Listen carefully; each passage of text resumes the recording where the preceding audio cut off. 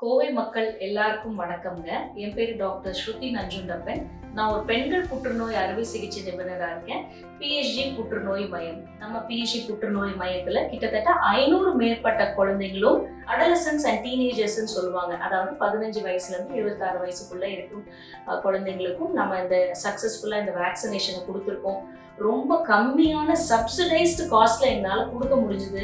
ஏன்னா எங்க மேனேஜ்மெண்ட்டும் சரி, they are very very supportive. ஒரே ஒரு நோக்கம் தான் நாங்கள் எல்லாத்துக்கும், இன்னும் ஒரு 20 வருட காலத்தில் பெண்கள் கர்ப்பப்பை வாய் புற்றுநோயினே ஒன்று இருக்கக்கூடாதுங்கிற ஒரே நோக்கத்தோட தான் இந்த வேக்சினேஷன் நம்ம கொடுத்துட்டு வரோம்.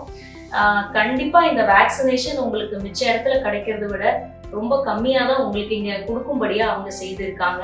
ஹெச்பிவி வைரஸ்ன்னு சொல்றோம் இல்லைங்களா, ஹியூமன் பேப்பிலோமா வைரஸ். இதுதான் கர்ப்பப்பை வாய் புற்றுநோய்க்கு காரணமா இருக்கக்கூடிய ஒரு வைரஸ்.